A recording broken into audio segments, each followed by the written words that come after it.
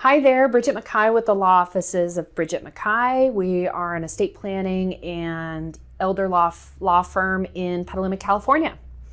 Today I want to talk about leaving money to grandchildren. What is the best way to do that? There are so many varieties of what you could do to leave money for grandchildren if that's what you want to do. We have some other video blogs you can see on our website where I discuss a 529 plan. I'm not going to talk about that in this video blog. I really want to talk more about how could I do that just to leave cash, not necessarily for education, but a memory gift from their grandparent. So traditionally, your assets would go to your children, and if they had children, then they would inherit from their parent. But I often get questions from clients who want to do a direct gift to grandchildren.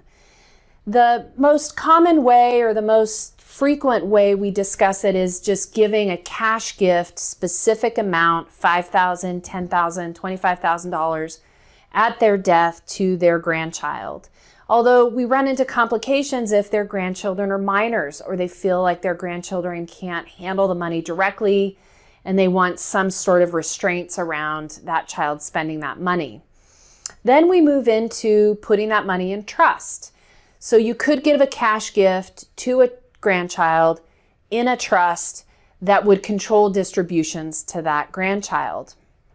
The other question that I run into is, what if I don't have enough money, or all the gifts to the grandkids deplete most of my my assets, so when it gets to my kids, they don't get as much as I intended them to get. And that's easily solved by including grandkids in that residual distribution. So imagine sort of a pot of money at the time both you and your spouse or you have passed away, and you divide it up in percentages. Maybe you give larger percentages to your children and smaller percentages to your grandchildren. If you do it that way, then whatever's left at the end of the day, everybody gets a gift from you.